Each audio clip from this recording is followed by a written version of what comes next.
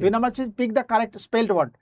এটা correct spelled word ইয়া বলুক, দীপ্ত বলুক আচ্ছা, আমি ফার্স্ট। বলি, সেটা হচ্ছে আপনারা একটা প্রায় ব্যবহার করেন শব্দ, সেটা হচ্ছে বিবেকবান। আমরা যখন কথা বলি সেটা হচ্ছে এই বিবেকের ইংলিশ হচ্ছে কনসাইন্স, এই তো। তাহলে কনসাইন্স বানান যখন করেন তখন আগে কন লিখেন, তারপর সায়েন্স লিখেন।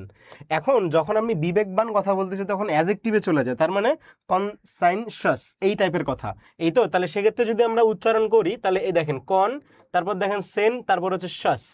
এটা উচ্চারণ কিন্তু সাস বা শিয়াস না, তিনটা ভাগ আছে, এই হ্যাঁ, কন কন একটা, তারপরে সান একটা, সায়েন্সের সাইন্ট একটা, আর হচ্ছে এটা তো কমন।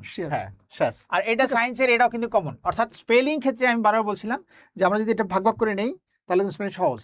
এবং হচ্ছে আমাদের 49টার মধ্যে যারা ছিলেন তাদেরকে বারবার একটা কথা বলছিলাম, সেটা হচ্ছে যখন কারেক্ট স্পেলিং পড়বেন তখন স্যার খাতায় লিখে পড়বেন, এতে আমাদের মনে থাকে বেশি। আর একটা সিনোনিম স্যার একটু যদি অনুমতি দেন তাহলে বলে দিই। যেমন কনসেনসাসের একটা সিনোনিম আছে যেটাকে আমরা বলি স্ক্রুপুলাস, ঠিক আছে? এই ওয়ার্ডটা অনেক ব্যবহার হয় বিভিন্ন পেপারে। এই স্ক্রুপুলাস মানে কিন্তু হচ্ছে বিবেকবান। আমরা যদি সামনে একটা আন বসাতে তাহলে হয়ে যায় কি আনস্ক্রুপুলাস, মানে বিবেকহীন, যেটা বাংলাদেশে অনেকের মধ্যে দেখা যায়।